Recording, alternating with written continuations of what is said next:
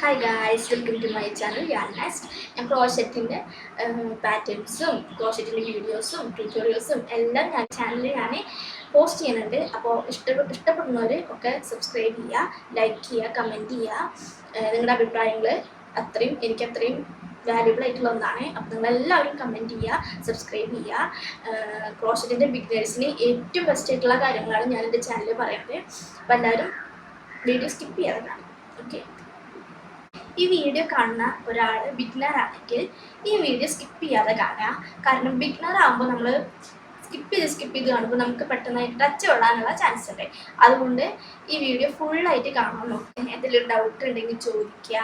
അങ്ങനെ ഓരോ കാര്യങ്ങൾ കമ്മ്യൂണിക്കേറ്റ് ചെയ്യുക. എന്നിട്ട് കമ്മ്യൂണിക്കേറ്റ് ചെയ്യുമ്പോൾ ഞാൻ എല്ലാവർക്കും റിപ്ലൈ തരുന്നതായിരിക്കും.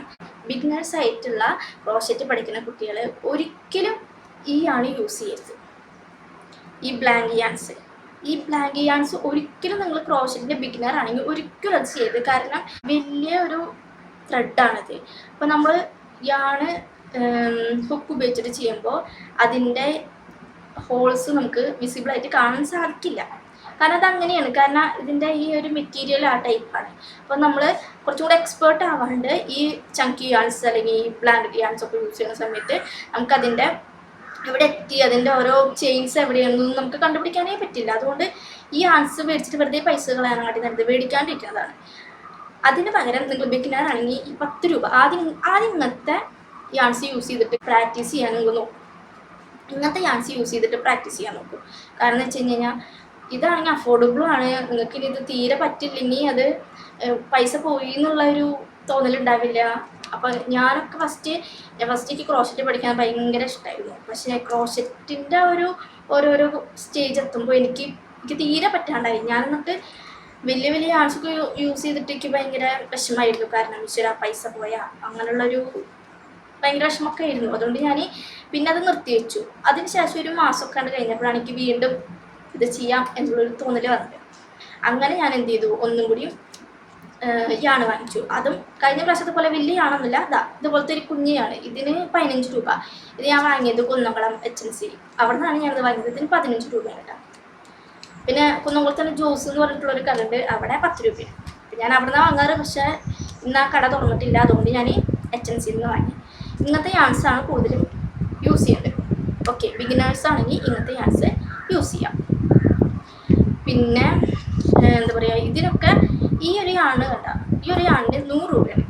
ഞാൻ ഓഫ്ലൈനായിട്ട് വാങ്ങിയതാണ്. ഓൺലൈനായിട്ടും കിട്ടും. അപ്പോൾ എന്തായാലും ഞാൻ ലിങ്ക് ഞാൻ കൊടുക്കാം. അപ്പോൾ അത് എല്ലാവരും ഒന്ന് നോക്കുക. അപ്പോൾ ഇഷ്ടമുള്ളവർ വാങ്ങിക്കുക. വെറുതെ ഈ ഫോൺ നോക്കണം കിട്ടി നല്ലതാണ് ഇങ്ങനത്തെ ഓരോ കാര്യങ്ങൾ ചെയ്യാൻ. മനസ്സിലായില്ലേ? അടുത്തതാണ് ഈ ക്രോഷറ്റിൻ്റെ സ്റ്റിച്ച് മാർക്കർ. ഈ സ്റ്റിച്ച് മാർക്കേഴ്സാണ് നമ്മൾ ക്രോഷറ്റ് ഇങ്ങനെ ഓരോ സ്റ്റെപ്പായിട്ട് ചെയ്യണ സമയത്ത് അതിൻ്റെ സ്റ്റിച്ച് മറക്കാണ്ടിരിക്കാൻ വേണ്ടിയിട്ടാണ് ഈ സ്റ്റിച്ച് മാർക്കർ യൂസ് ചെയ്യുന്നത്. നമ്മൾ ഒരു വർക്ക് ഇങ്ങനെ സ്റ്റാർട്ട് ചെയ്തിട്ട് അതിൻ്റെ അവസാനത്തെ പോയിന്റിൽ എത്തുമ്പോൾ ചിലപ്പോൾ നമുക്ക് സ്റ്റിച്ച് മിസ്സാവാനുള്ള ചാൻസ് ഉണ്ട്. അപ്പോൾ ആ സ്റ്റിച്ച് മിസ്സാവാനുള്ള ചാൻസ് ഉണ്ടാവാണ്ടിരിക്കാൻ വേണ്ടിയിട്ടാണ് ഈ സ്റ്റിച്ച് മാർക്കർ യൂസ് ചെയ്യുന്നത്. ഓക്കെ, അപ്പോൾ ഈ സ്റ്റിച്ച് മാർക്കർ യൂസ് ചെയ്ത് കഴിഞ്ഞ് കഴിഞ്ഞാൽ നമുക്ക് ഏത് ചെയിനിലാണ് നമ്മൾ സ്റ്റാർട്ട് ചെയ്യുന്നത് നമുക്ക് മനസ്സിലാക്കാൻ പറ്റും. അപ്പോൾ ഇത് ഏറ്റവും ഇമ്പോർട്ടൻ്റ് ആയിട്ടുള്ള കാര്യമാണ്. സ്ലീവ്സ് ഇത് സ്റ്റീലിൻ്റെയാണ്. ഇതല്ലാതെ തന്നെ പ്ലാസ്റ്റിക്കിൻ്റെ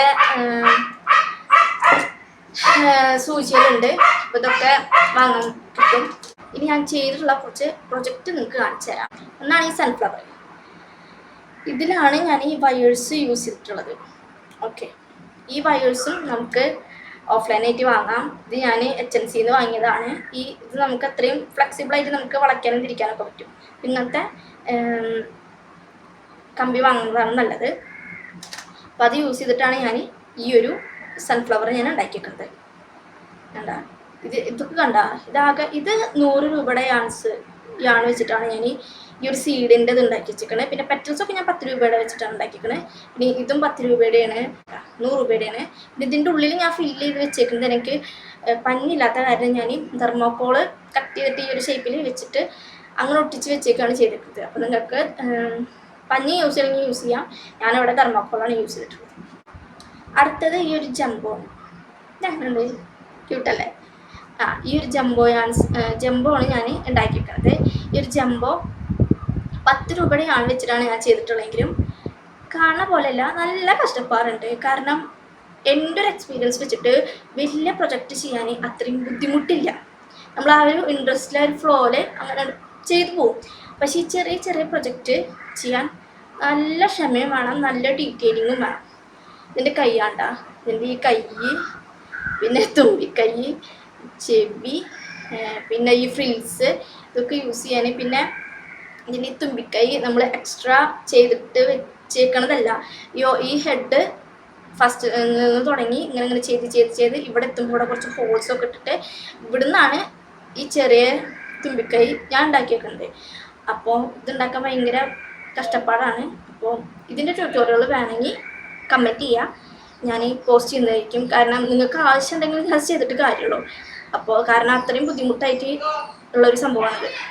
എൻ്റെ രണ്ടാമത്തെ ചാനലാണ്. ഒന്നാമത്തെ ചാനൽ ഞാൻ സ്റ്റാർട്ട് ചെയ്ത സമയത്ത് എനിക്ക് ഒറിജിനൽ ഫോളോവേഴ്സ്, ഒറിജിനൽ സബ്സ്ക്രൈബേഴ്സ് അല്ല വന്നിരുന്നത്. ഞാൻ എൻ്റെ ഫാമിലീസ്, ഫ്രണ്ട്സ് അവർക്കൊക്കെ ഷെയർ ചെയ്തിട്ട് അങ്ങനെയായിരുന്നു എനിക്ക് സബ്സ്ക്രൈബേഴ്സ് കൂടിയിരുന്നത്. പക്ഷെ അങ്ങനെ ചെയ്തിട്ട് ഒരു കാര്യമില്ല. നമ്മൾ വേറൊരാൾക്ക് നമ്മുടെ അക്കൗണ്ട് അയച്ചു കൊടുത്തിട്ട് സബ്സ്ക്രൈബ് ചെയ്യുക പറയണതും, പിന്നെ നമ്മൾ വേറൊരാളുടെ വീഡിയോയുടെ കമൻറ്റ് ബോക്സിൽ പോയിട്ട് ഫോളോ ചെയ്ത് സബ്സ്ക്രൈബ് ചെയ്യുക അങ്ങനെ പറയുന്നതും യൂട്യൂബ് കാണുന്നുണ്ട്.